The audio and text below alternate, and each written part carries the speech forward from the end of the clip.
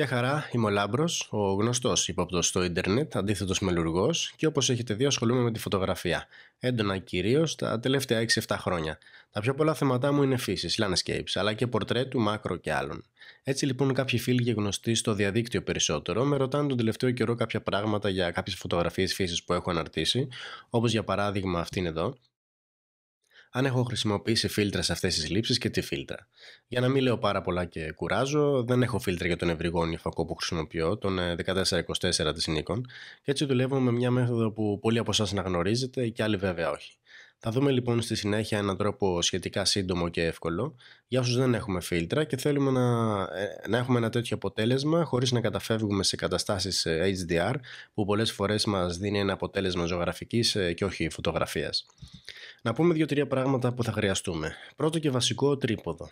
Δεύτερον, remote control εάν υπάρχει. Αν δεν υπάρχει θα δουλέψουμε με το χρονόμετρο της μηχανής. Και τρίτον, το οποίο είναι και ένα από τα λογικά μυστικά της υπόθεσης, αφού δεν έχουμε φίλτρα, είναι να είμαστε έτοιμοι στο σημείο φωτογράφησης την ώρα της πτώσης του ήλιου. Η διαδικασία ονομάζεται bracketing, μόνο που εδώ δεν θα δουλέψουμε με το αυτόματο bracketing της μηχανής, αλλά χειροκίνητα. Γι' αυτό γιατί τα κάδρα μεταξύ τους θα χρειαστεί κάποιες φορές να έχουν πάνω από 3 stop έκθεσης. Θέλουμε 2 λήψεις. Η μία να είναι τόσο φωτεινή ώστε να φαίνονται οι όποιες λεπτομέρειες στο κάτω μέρος της φωτογραφίας, που αυτό στις περιπτώσεις όπου υπάρχει θάλασσα ή νερό γενικότερα μας δίνει μια υφή σαν σύννεφο λόγω της αργής ταχύτητας που θα βάλουμε. Όπως αυτή εδώ πέρα τη φωτογραφία που φαίνονται ξεκάθαρα όλα τα πράγματα στο κάτω μέρος της φωτογραφίας και το πάνω μέρος του ουρανού, από τον ορίζοντα και πάνω, είναι καμένο όπως βλέπετε. Βέβαια δεν μας ενδιαφέρει αυτό το κομμάτι σε αυτή τη λήψη, μας ενδιαφέρει το κάτω μέρος να φαίνονται όλα σωστά εκθετημένα. Και μια δεύτερη λήψη σωστά εκθετημένη για τον ουρανό. Να μην υπάρχουν καμένα, να υπάρχει χρώμα, τα σύννεφα να είναι ακινητοποιημένα. Τώρα να δούμε λίγο τις ρυθμίσεις. Στην πρώτη λήψη, για να πετύχουμε το νερό smooth όπως συνηθίζεται να λέμε, να καταγράψει την κίνηση δηλαδή, χρειάζεται να ανεβάσουμε αρκετά το διάφραγμα, μέχρι και F22 είναι αρκετά καλά, για να μας δώσει μια αργή ταχύτητα όπως στα 1,3 δευτερόλεπτα, στην προκειμένη περίπτωση που υπάρχει αυτό το φως. Τα ISO όσο πιο χαμηλά μπορούμε, για να βοηθήσουν και αυτά να πάρουμε μια αργή ταχύτητα. Αν το φως πέσει περισσότερο, ανάλογα θα πειράξουμε τις όποιες ρυθμίσεις γίνεται για να πάρουμε όσο δυνατόν περισσότερο φωτισμένο κάτω θέμα και για να καταγράψουμε ταυτόχρονα την κίνηση του νερού. Στη δεύτερη λήψη κρατάμε τις ίδιες ρυθμίσεις, στα ISO και στο διάφραγμα και βάζουμε την ανάλογη ταχύτητα για να καταγράψουμε έναν ουρανό όπως βλέπουμε εδώ πέρα σε αυτό το κάδρο. Χωρίς καμένα και με ένα ωραίο χρώμα στον ουρανό. Επόμενο βήμα είναι να επεξεργαστούμε αυτές τις 2 λήψεις όπως και όσο θέλουμε, βασικές αλλαγές όπως φωτεινότητα αν χρειαστεί, χρώμα, οξύτητα ή ό,τι άλλο θέλουμε. Φυσικά να μην ξεφύγει τουλάχιστον χρωματικά η μία από την άλλη. Πάμε λοιπόν να επεξεργαστούμε διάφορα σημεία της φωτογραφίας όπως είναι η φωτεινότητα όπως είπαμε, το χρώμα, η οξύτητα και η εμφάνιση των λεπτομεριών κάποιων σημείων στη φωτογραφία. Κάποιες μικρές αποχρώσεις όπως είναι το πράσινο αυτό πάνω στις πέτρες. Θα εμφανίσουμε περισσότερες λεπτομέρειες με το πινέλο. Το πάμε λίγο στο γρήγορο για να μην αργήσει πολύ το βίντεο. Κάποιες μικρές λεπτομέρειες ακόμα στο νερό με το εργαλείο Skin Smooth.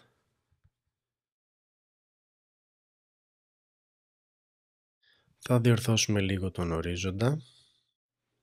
Διορθώνουμε και εδώ κάποια πράγματα στον ουρανό, να μην έχει καμένα σημεία καθόλου, να αυξήσουμε λίγο το χρώμα, ό,τι χρειάζεται για τον ουρανό και μόνο που αυτός μας ενδιαφέρει. Έχοντας τελειώσει με την επεξεργασία των φωτογραφιών, το επόμενο και τελικό βήμα της διαδικασίας είναι να επιλέξουμε τις εικόνες και να τις ανοίξουμε στο Photoshop.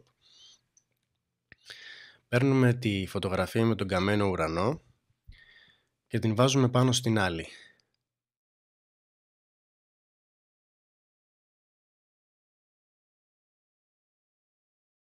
Βάζουμε μια μάσκα στο επάνω layer με τον καμένο ουρανό και εδώ έχουμε 2 τρόπους για να πάρουμε το τελικό αποτέλεσμα που θέλουμε. Ο ένας τρόπος είναι να επιλέξουμε το Gradient Tool